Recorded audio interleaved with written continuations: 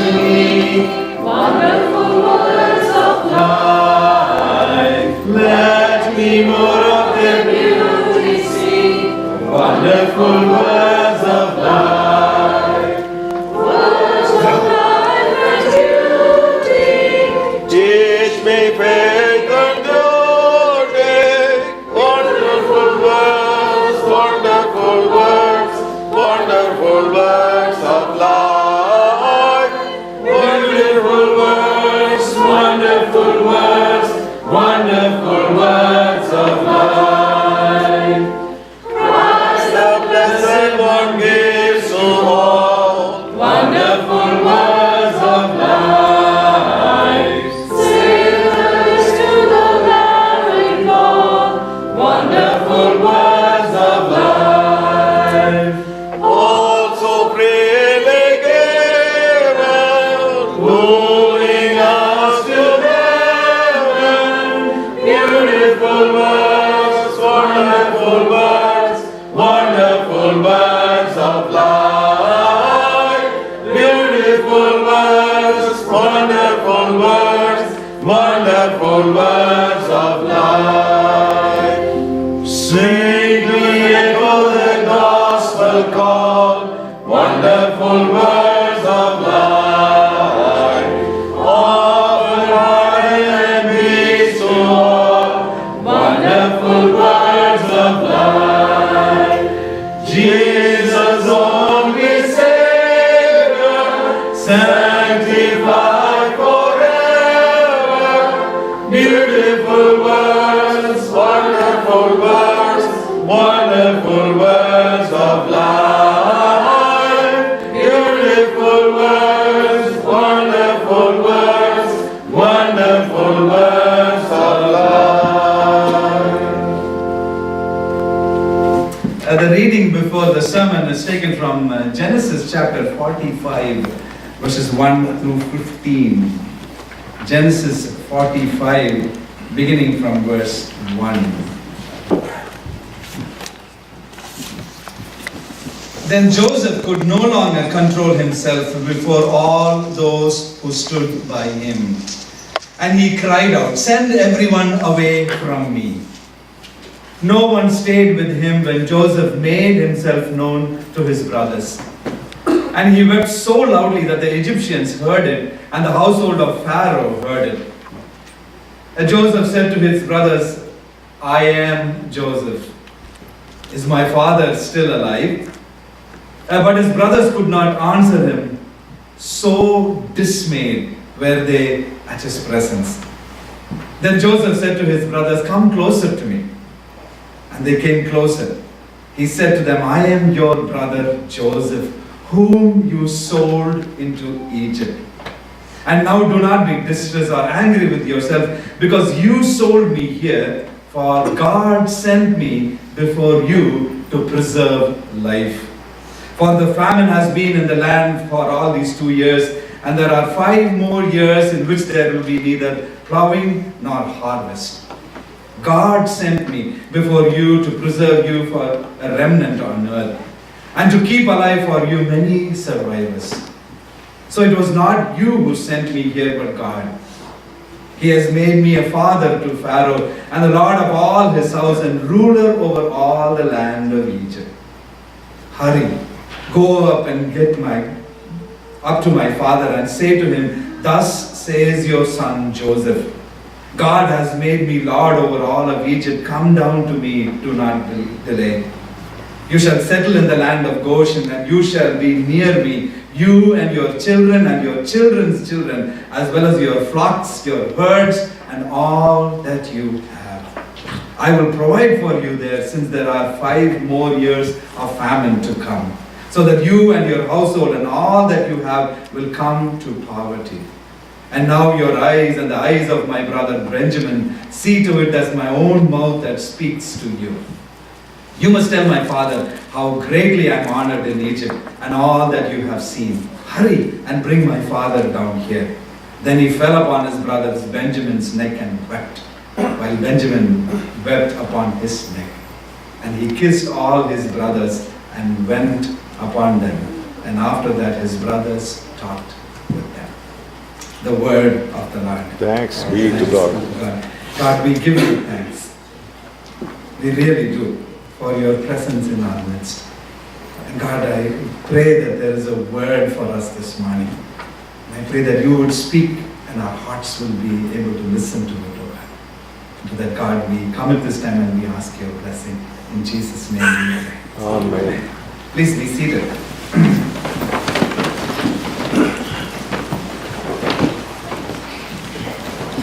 I was thinking to myself, maybe we should make a very simple rule with regard to junior sermon.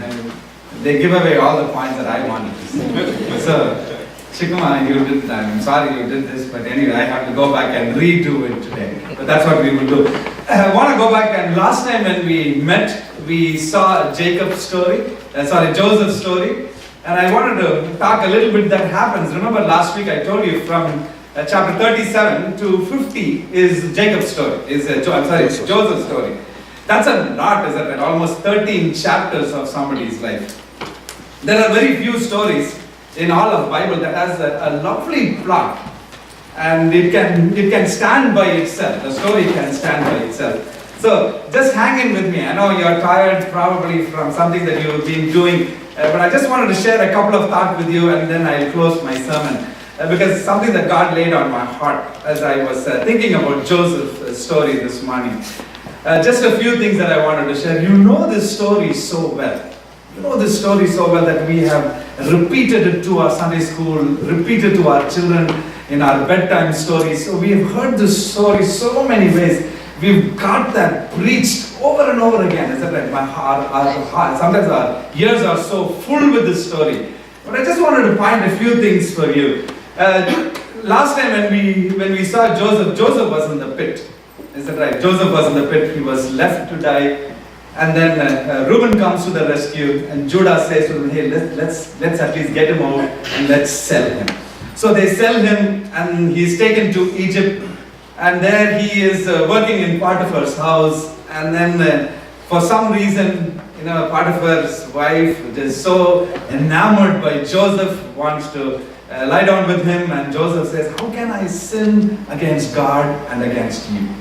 That's what he says, isn't it? It says so beautifully. He says, how can I sin against God and you? But she does not let him go. And so he gets into trouble, he's thrown into jail.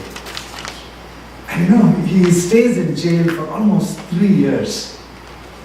And after he interprets the dream of the baker and the wine dresser, he stays for 2 years with no news. Oftentimes when things like that happen in our lives, we lose confidence in the God that you and I believe. And we wonder, God, where are you in the midst of it? But for some reason, Joseph just doesn't lose hope.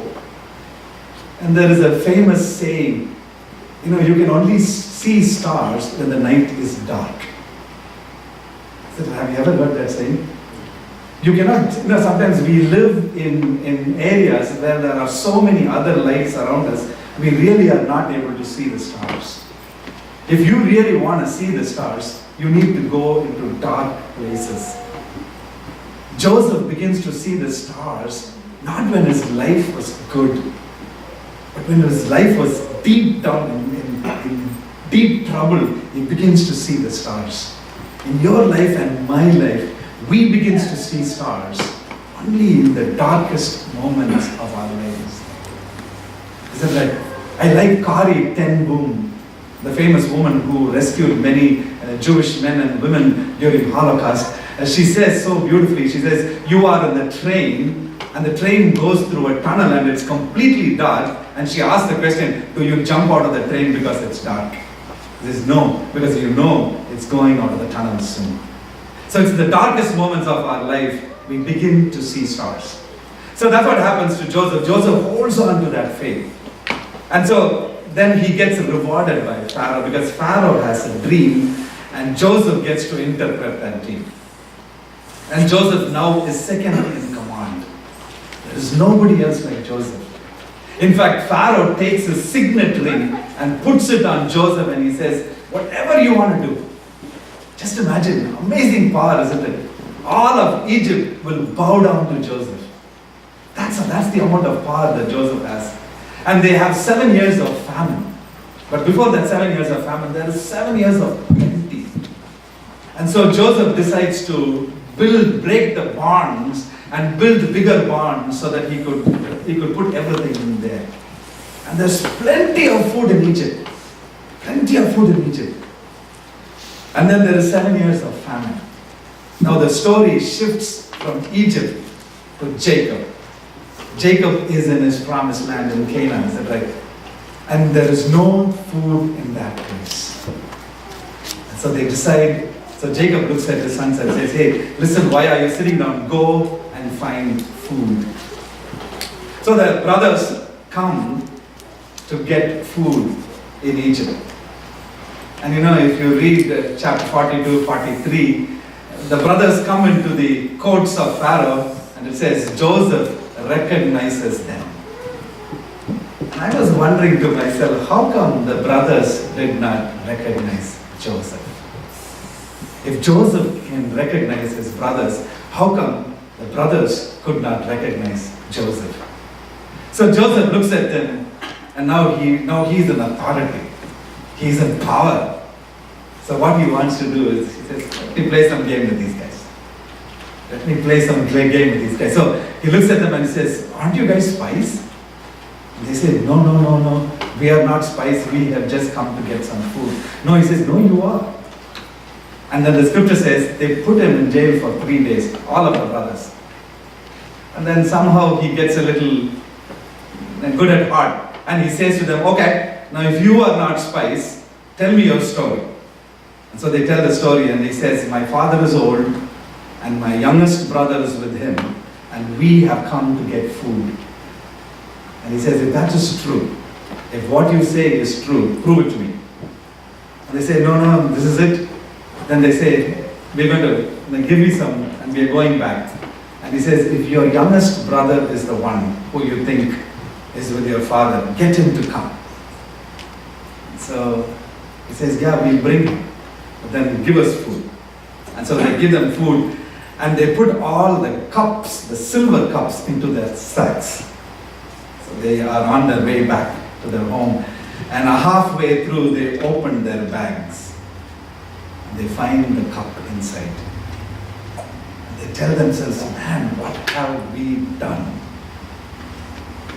And so they go, because this time they want to get Benjamin, because they have left Simeon back in Egypt. So they come home and they tell their father, the man in charge in Egypt wants Benjamin to come. And so Jacob looks at him and says, you've already killed Joseph. How can I let Benjamin come? And then again, Reuben steps in and he says, Dad, I'm going to take an oath. Leave Benjamin with me. I will go take him. And if I don't bring him, you can kill me. You can do anything with my family. And so Reuben takes charge and they go back. They come to this place, they come back to Egypt. And Joseph looks at Benjamin. Because, that's his very own. It's not his stepbrother. It's his very own. So he begins to cry. He begins to weep when he sees Benjamin. And now, he doesn't get it over. He really doesn't get it over. Now this time he wants to play a little bit more. And so he says to them, okay, fill your sacks. And this time he goes and tells them, put my cup in Benjamin's sack. And so they said, okay. So they put the cup in Benjamin's sack. And again, they are all back home. They are going home, and suddenly they open their bags and they find their cup in Benjamin's sack. In the meantime, Joseph sends his own people to go and check his brothers. And they find their cup in Benjamin's sack. And so they tell them, what have you done to me? And so this time they are all coming back. And Judah begins to tell the story of what had happened. And that's where we get the text for today's text. The brothers are there, and Joseph is standing here, and now this time he is not able to control. He's completely broken. He sees his brothers, and he says to them, I am Joseph. And they are scared.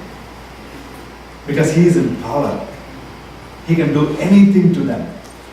Is that right? He can do anything to them. But then he says to them, I am Joseph. And he says something that's absolutely profound. He says, you did not send me here, but God sent me here. I love Chiku's idea. I really love Chiku's idea of forgiveness. Is that right? Forgiveness. He says, yeah, we don't do some things, so we forgive each other. If you remember Desmond Tutu, the famous bishop in South Africa, do you remember him? Desmond Tutu says something in his small video on forgiveness. And this is what I wanted to leave with you. He says whenever somebody hurts us, because he was talking about the racial apartheid in South Africa between the whites and the blacks. The whites had done so much to the blacks, and the blacks were totally hurt, not just physically hurt, but emotionally hurt. And he talks about reconciliation in those places. Is that right? So he says there are 3 things that we usually do. The first thing that we do, which is the most easiest thing to do. I don't know if have you ever watched, I watch TV. Do you watch? Yeah, you can laugh. You can do you watch TV? I do. Yes. There is a show that comes on, Big Bang Theory. Have you watched it? Maybe you don't let your children watch Big Bang Theory. There is Sheldon, and there are 2 other of his friends. One of his friends, Kripke, kind of hurts Sheldon, and Sheldon wants to get back at him.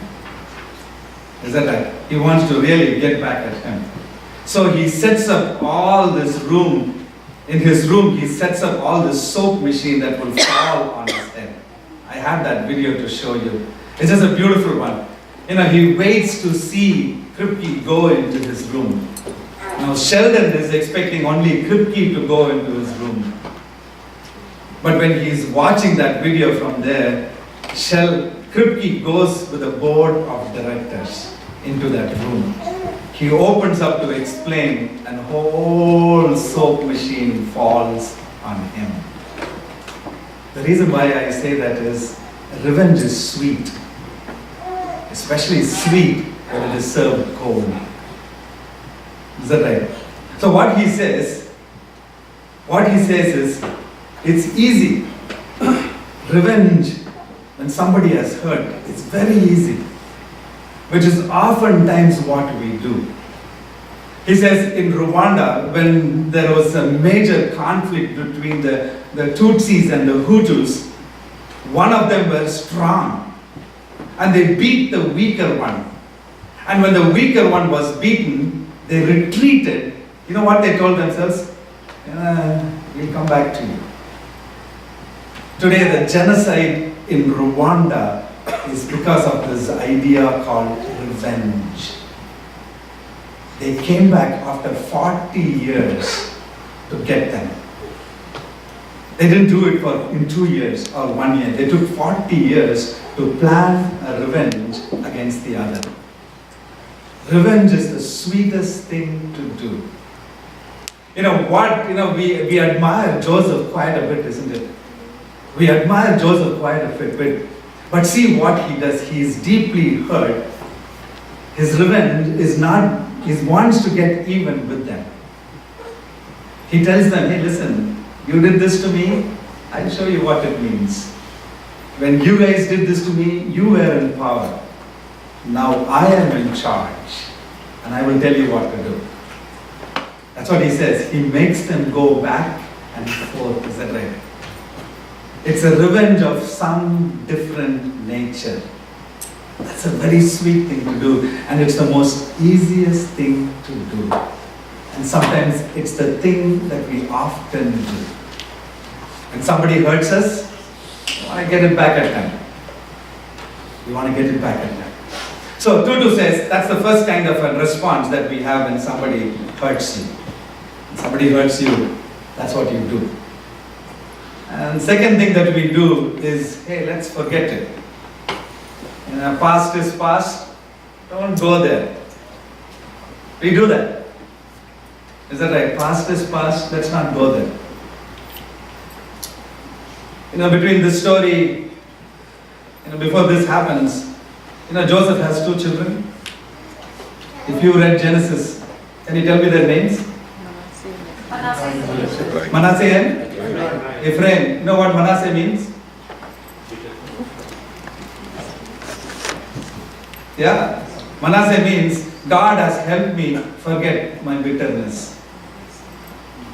My professor in seminary used to say, did he really forget? Did he really forget? No, he didn't, isn't it? See what he does to his brothers. He thought naming his son will help him forget his bitterness. Yeah. Sometimes the past is so fresh in our mind, we do something else in our lives so that the past will get somehow erased. So he names his son Manasseh. He tells himself, maybe this son will help me forget my bitterness. No. If you go to the Holocaust Museum in DC or anywhere, there is a plaque that is there. You know what it says? If we don't learn from history, we will be made to repeat it. That's what it says. So if you and I think the best way to forget somebody has hurt, thinking it's a past and that we will get over it, does not get over it. You really don't get over it. Because time passes, no, it doesn't get over it. It stays with you for the longest time.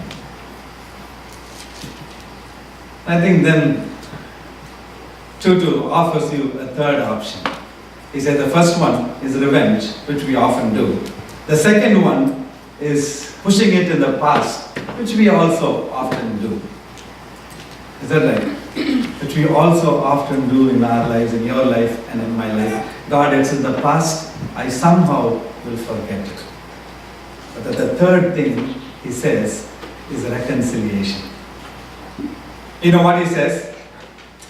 In his reconciliation truth commission that he had, all he did was he brought people together, both victims and perpetrators. The people who have hurt me and the people who have been hurt, they come and tell their stories to each other.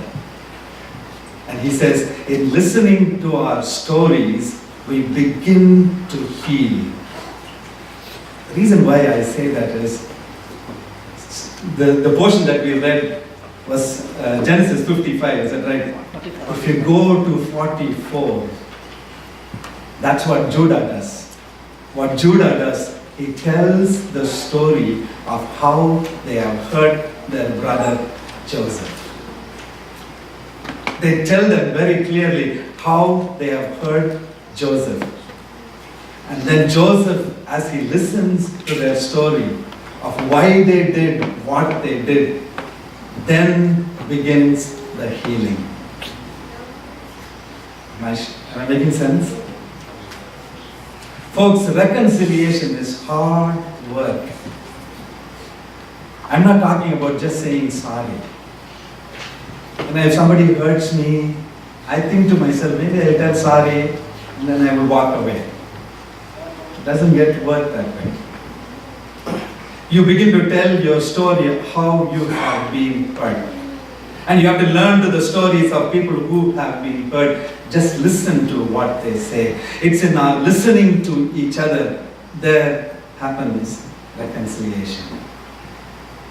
Now for Joseph, just imagine, it's like a moment, it's like a turn of a wheel, isn't it?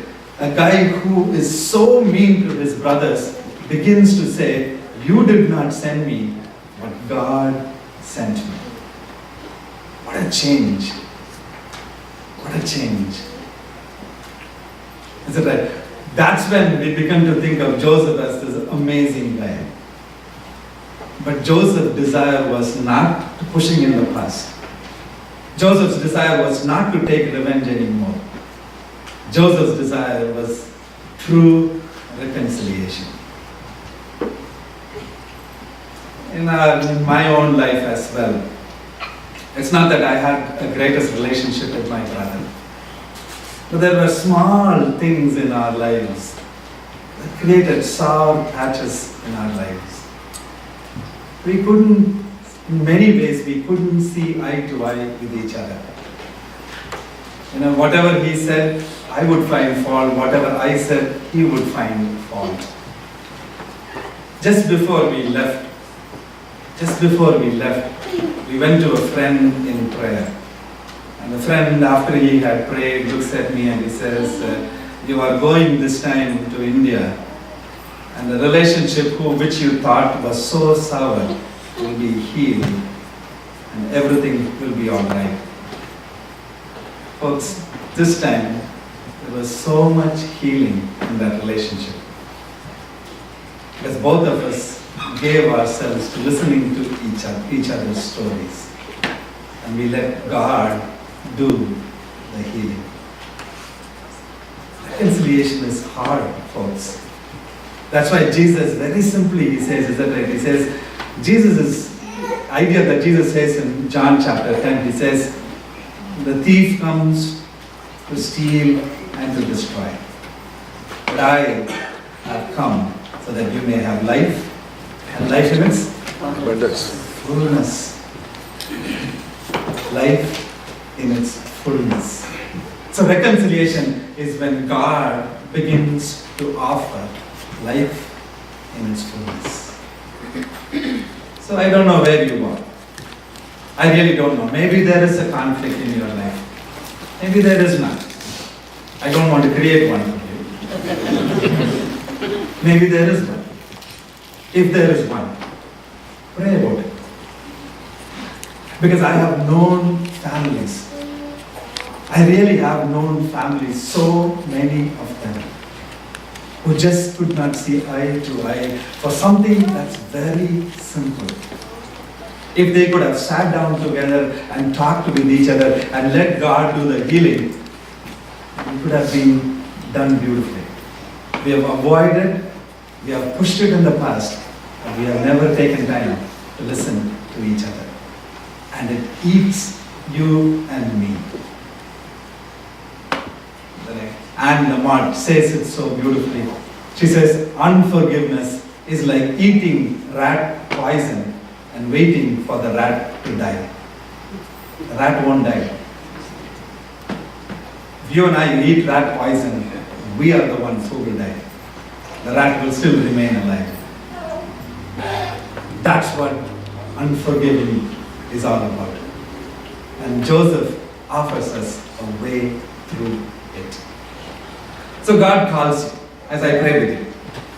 God calls you this morning. What God desires is reconciliation. And I liked how Chiku did it very end. God in His greatness has redeemed us and asks each one of us in our own relationships to live a life of a reconciled life. If there is something that you are holding on to, let it go.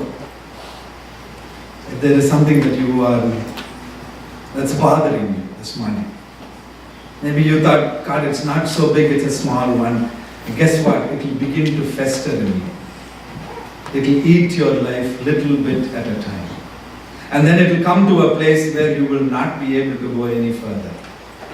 Don't go to that place. Offer it to God this morning. Offer it to Him. God desires that we live whole lives. God's desire is that we live our lives abundantly. If you will offer it to Him, God will make something beautiful out of it. God, we thank you that in Joseph's story, oh God, you remind us that reconciliation is beautiful. That reconciliation is what you desire of our lives. Teach us to offer it to you, oh God. our lives, our whole being. And that you will make something beautiful out of it. Because it's your promise, oh God. It's your promise. That you have come to give us life and life in its abundance. And we thank you for doing that in Jesus. We thank you and we give you thanks. In Jesus' name we pray. Amen. Amen.